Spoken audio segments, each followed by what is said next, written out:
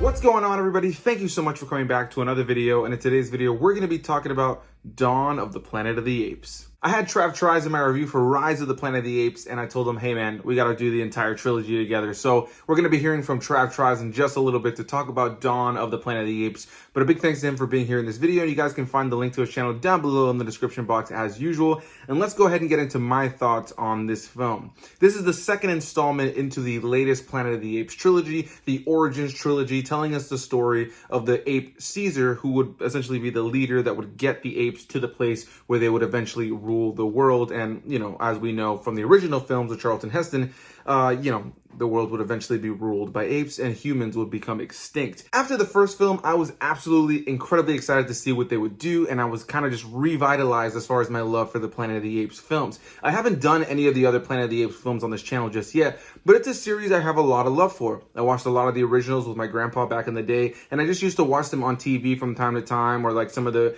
VHS tapes that my grandfather had, some of them that were re-recorded VHS tapes that he just kind of got from TV with commercials. And yeah, I had a lot of fond memories of watching those films. So Dawn of the Planet of the Apes came out, and I was incredibly excited. I remember the night that I went to go see it with my friend, and I was just absolutely in love with the film the second I saw it. This film does an incredible job of playing off of the last film, Rise of the Planet of the Apes, and really does a great job of setting up for War for the Planet of the Apes. And in a lot of ways, this is probably the one that I rewatched the most. This one has the most rewatchability for me, that it's just exciting, fun, and filled with depth to the characters and the story, while also leading up to something really, really epic that's filled with dread and the stakes are high. I really thoroughly enjoy the performances in this film. Once again, you have Andy Serkis as the character of Caesar, and there are so many other phenomenal actors in this film. On the human side, you have people like Gary Oldman, Jason Clarke, who is probably the focal point as far as the humans go in this film, as well as Keri Russell and so many others. This film is absolutely filled with incredible talent behind and on camera, and I have to give so much of the praise as far as how this film turned out to Andy Serkis, of course, for how amazing he is as Caesar, but also to Matt Reeves for how he directed this film.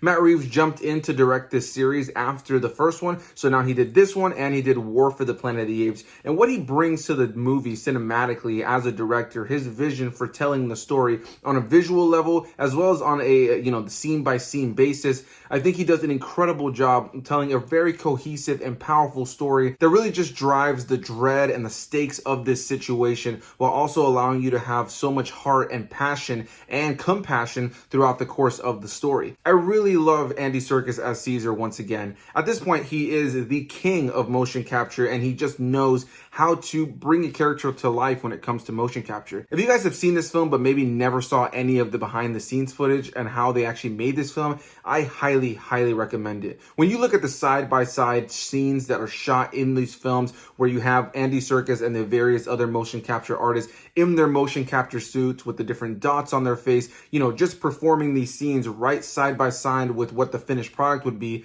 the performance is 110% there. So beyond the actual actors, I have to give so much praise to the visual effects artists in these films that do such a great job of taking those performances and translating them over. When you look at some of the earlier films that ever used motion capture, let's say a character like Jar Jar Binks in The Phantom Menace, the Star Wars Episode 1 film, I really enjoy what they do with Jar Jar on a visual level, but most of that is just taking the reference of what Ahmed Best was doing physically and with his voice, and most of it is just reanimated. We started to see it get a lot better once Andy Serkis would come again into the fold, as earlier in his days, to play Gollum in the Lord of the Rings films, where that was starting to line up a lot more with the actual visual performance, the facial performance of Andy Serkis. Then he would go on to do things like King Kong, the Peter Jackson 2005 version, where again, you're starting to see it just kind of jump leaps and bounds. And now we're in a time where motion capture is absolutely and utterly seamless. This film looks absolutely phenomenal when it comes to the apes. And the film before this already looked great, but that one, looked a little bit more CG compared to this one and War for the Planet of the Apes. War for the Planet of the Apes, when we get to that one, I'm incredibly excited to talk about it. That one has easily some of the greatest visuals I have ever seen in any film, and this film is not far behind it. Everybody that's in part of this movie should be absolutely and utterly proud of themselves on a visual level and on a performance level. What they were able to do as far as the motion capture and bringing that into these apes, it's just top notch. It's so incredibly believable, and it goes the same for the humans in this film. All of the human performances in this film are super believable, and you totally buy into this whole situation that's happening. This film has an incredible sense of atmosphere and just tone, and again, it does such a great job of playing off of the emotional stakes and everything that's happened from the previous films, setting up for a really great epic finale with the third film, but really doing a great job of being a character study and something that really shows us how much Caesar has changed between the first film and the second film. I love the very subtle callbacks to the first film and really being able to see how far Caesar has come between the two films. But beyond that, what I really love about this film is being able to see where the world is, seeing the prejudice between the apes and the humans, the characters on both sides that don't really want to be at war and kind of just want to leave each other alone, and the people on both sides who want to cause problems. I really love seeing that tug of war between the humans and the apes in this film and seeing where they are at this point. Because when you watch the original films, you know, they're a little bit cheesy, they're hokey, and they're people in ape costumes. That ability to be able to really see these apes slowly evolve into these incredibly intelligent, almost human-like creatures that we see them be in the original film, and even something like the Tim Burton remake. I just really love seeing with this film how they've evolved over time. I love that Matt Reeves does not shy away from the growth that they would naturally need to have. There are characters in these films on the ape side that are so incredibly intelligent, Caesar being the most intelligent, but characters in this film that you can see so much depth in their characters through their eyes and through their motions and through their performance, but they don't have to speak a single word. There are certain apes in these films, in both this one and the third one, who can only speak via sign language or kind of speak as if they're Neanderthals, but the amount of intelligence that they have behind their words and their actions speak to them being far more intelligent creatures. I love the way that Matt Reeves shows us that evolution and that growth of these characters over the course of the films, where they aren't just outright becoming humans in each installment. They're slowly becoming that. They're slowly progressing towards that direction, but we get to see that growth. We get to see the communication be different on a character by character basis. Caesar is able to speak a lot more than a lot of the other apes in this film, but what I really enjoy about it is that though there are some who can speak as well, some of them can only say a couple words. Most of them are speaking through sign language. So there is a lot of this film that is subtitled, but there's so much depth and just emotion behind these scenes and these small moments. And really, again, like I said, if you've never seen the behind the scenes stuff of this series, I highly recommend it, because when you look at these scenes shot side by side, the finished product and what they were doing on set with all of these actors in the motion capture suits, it's just absolutely all right there. The performances were completely captured 100%. The performances, the eyes, the mouth, the quivering of the nose and the shakes in the head, the slight turns of the head, and everything about the way that the actors performed these characters is 110% on screen. When you look at those side-by-side comparisons, it's absolutely mind-blowing how much of the performances they were able to bring over, keeping all of the realism and keeping all of the depth in their performances, the emotion, the weight, everything really just relies on those performances, and I think that they absolutely nailed them. Now, before I continue my thoughts on this, let's go ahead and hear what Trav had to say about this.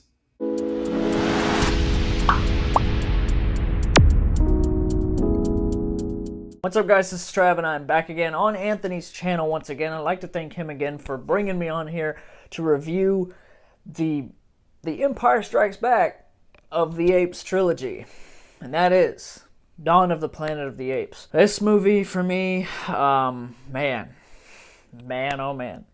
This is that one. This is that one that I think I've seen the most.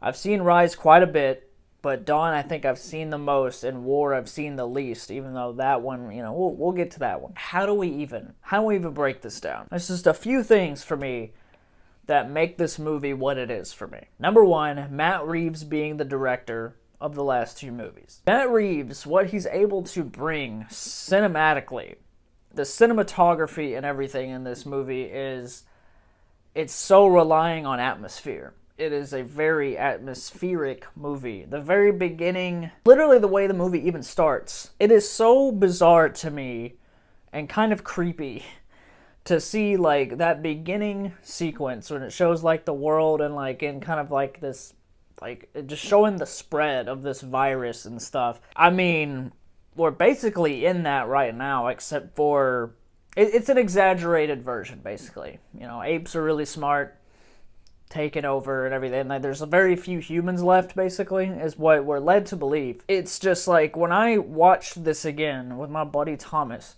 I literally was like, that's nuts how, like, you know, it shows like these scenes of people with masks on, and like, you know, it's really crazy how that, and this movie is from 2014, and it's like so close, but, you know, but Planet of the Apes is more of an apocalyptic version of like what we're really dealing with. And going back to what I said about atmosphere, that rain scene, starting with Caesar's eyes, and it just zooms out slowly, like, in this rain sequence, I can literally almost feel the cold of the rain. You know that whenever you're watching a movie and you're really into it, that whenever you can almost feel the temperature changing, not really, but you feel it. You feel like it is. Matt Reeves just like lets movies breathe. That whole opening is just kind of like a slow build.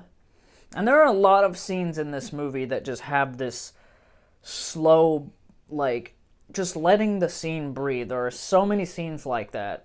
I watched it again the other night just to, like, because it's been a while since I watched it with Thomas. I went ahead and just watched it again because it's really just one of my favorite movies ever, honestly. It's kind of a show don't tell type of situation. Matt Reeves lets you feel the emotion in the scene. There are so many sequences of Caesar just kind of walking around their little ape village and stuff. Sometimes there's very little dialogue. You're just supposed to feel it, and I applaud Matt Reeves for having that, like, thing that's like, this movie really isn't like violence, a lot of action, like, and I think he played off of what Rupert Wyatt did with Rise really well. Rupert Wyatt didn't have, like, you know, action all through the movie. He just, like, you know, there's just these scenes that just breathe, and I just, like, I'm so appreciative of it because it goes along with the cinematography, the music, the soundtrack of this movie is like, of the whole trilogy, is just phenomenal, like one of the best of all time, and it's one of the reasons that makes this trilogy